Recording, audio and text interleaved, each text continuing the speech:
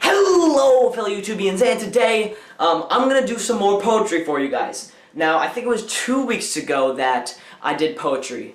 I have a poem for you guys, but I'm going to give you guys a little bit more backstory.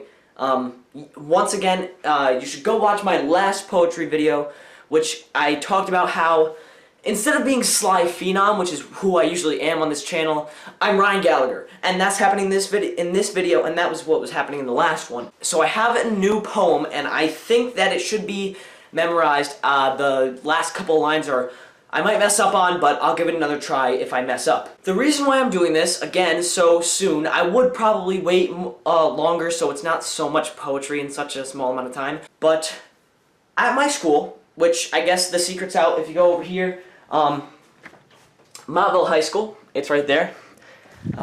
You know, that poster's been up for a long time, so I guess some of you probably already knew. I entered into a contest to see who would be the next poet laureate.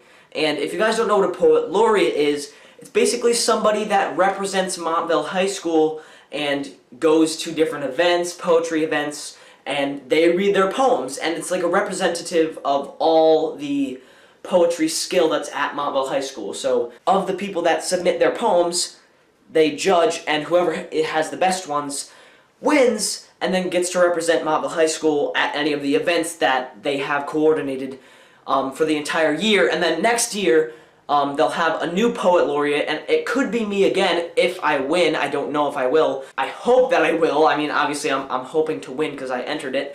But at the time that you guys are watching this, this is Wednesday, and the next day, Thursday, is the big night, and they have art from the art department, and then they have an open mic where poets can read.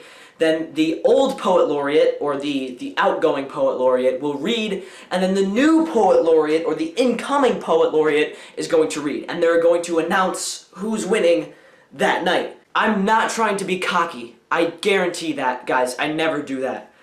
But if I do win, I want to be able to know what I'm going to do when I get up on stage, or I don't know if it's a stage or whatever. I don't know what's happening.